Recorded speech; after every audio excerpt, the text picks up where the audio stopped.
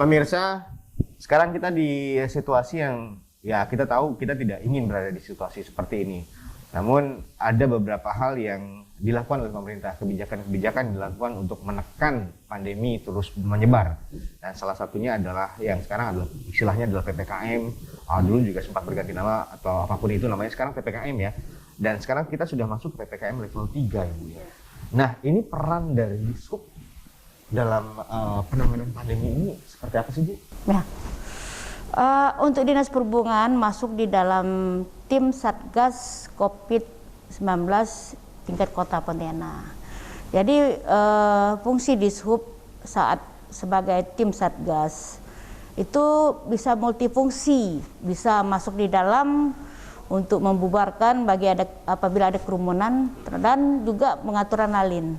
Kadang-kadang kalau kita ada melakukan kegiatan penertiban, saat Satpol PP masuk di dalam, kita berbagi tempat. Karena di contoh misalnya di Reformasi itu kan ada berbagai kafe tuh.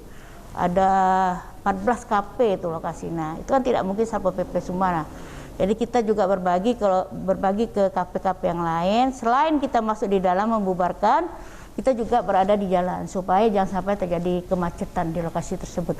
Karena saat keluar pengunjung itu kan pasti beramai-ramai keluarnya. Nah, jangan sampai terjadi laka di situ. Oke, jadi masyarakat juga perlu tahu bahwa Dishub ini adalah juga bagian dari Satgas penanganan COVID. Ya. Dan salah satunya punya fungsi yang bisa sangat fleksibel, baik itu pembubaran, mengarahkan serta mengikuti aturan yang sudah ditetapkan. Nah, Bu, kalau saya boleh tahu lokasi-lokasi mana saja yang agak susah untuk diatur gitu kalau daerah-daerah di sini? Dari sekian lokasi yang kami kunjungi, memang salah satunya yang agak bandel ya, itu di Jalan Reformasi. Reformasi ya? Iya. Saya pernah beberapa kali lewat dan terutama untuk malam minggu atau malam-malam libur, itu parkirnya sampai ke badan jalan. Iya, betul. Itu penanganannya gimana Ibu? Patroli kita. Patroli? Nah, alhamdulillah sih mereka kalau udah ada Dishub datang, udah gitu cep motornya masuk ke dalam semua, mobil masuk ke dalam semua. Kalau enggak ya kami suruh keluar dari lokasi tersebut. Berarti tetap ada tiap hari juga harus dilakukan? Kalau kami tetap sampai jam 10 malam. Setiap hari, termasuklah malam minggu.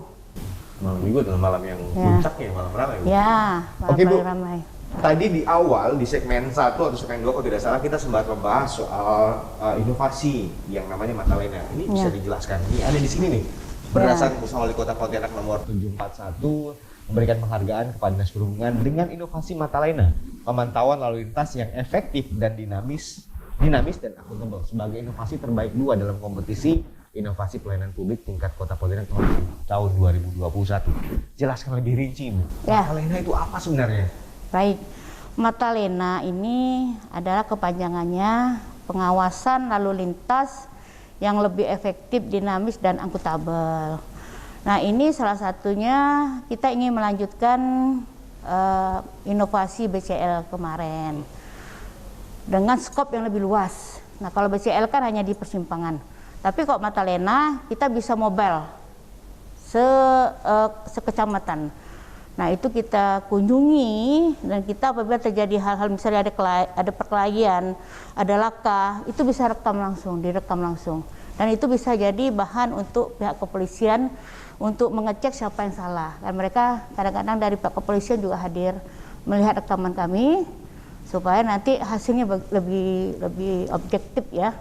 Nah, itu kemudian Matalena ini memang sangat membantu bagi kami untuk lebih tepatnya mencarikan program yang terbaik.